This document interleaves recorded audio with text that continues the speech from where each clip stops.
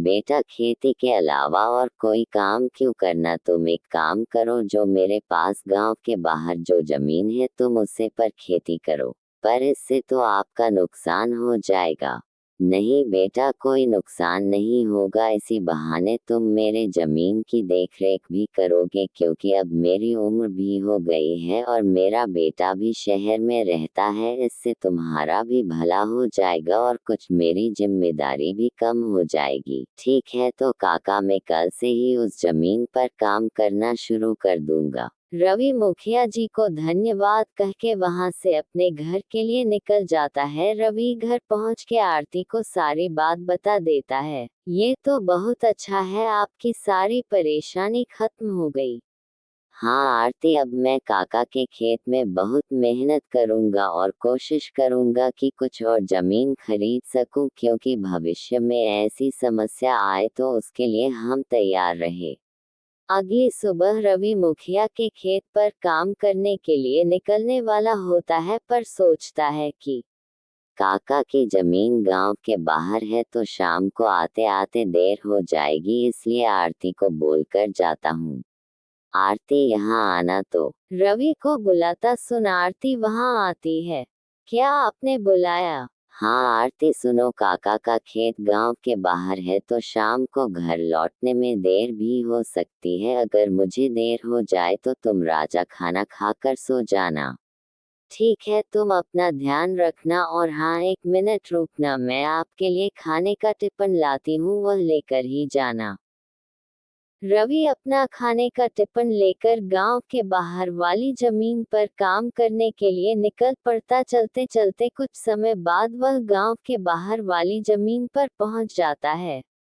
चलो अब पहुंच गए हैं तो फटाफट काम शुरू कर देता हूँ।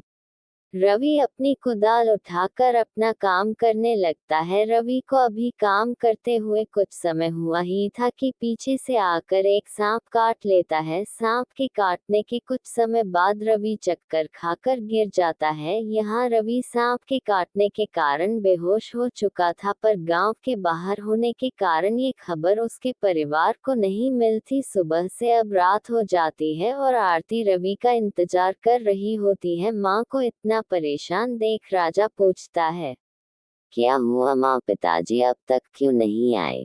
बेटा, तुम्हारे पिताजी आज मुखिया जी के खेत पर काम करने गांव के बाहर गए हैं और उन्होंने मुझे बोला भी था कि उन्हें आते आते देर हो जाएगी, पर अब कुछ ज्यादा ही समय हो गया है। माँ, आप क्यों फिक्र कर रही हो? पिताजी ने अगर बोला होगा तो कुछ सोच समझ के बोला होगा। एक काम कीजिए, आप सो जाइए।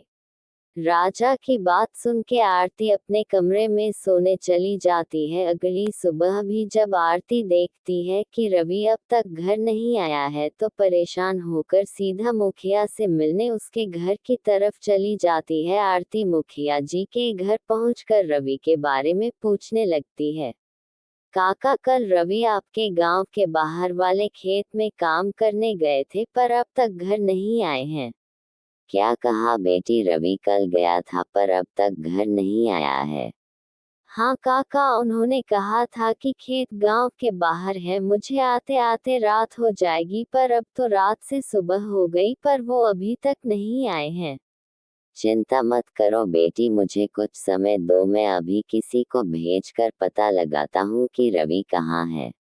मुखिया तुरंत अपने घर में काम करने वाले बिरजू को अपने खेत पर भेजता है। कुछ समय बाद बिरजू मुखिया के खेत में पहुंच जाता है। वो वहां का दृश्य देख वो परेशान हो जाता है।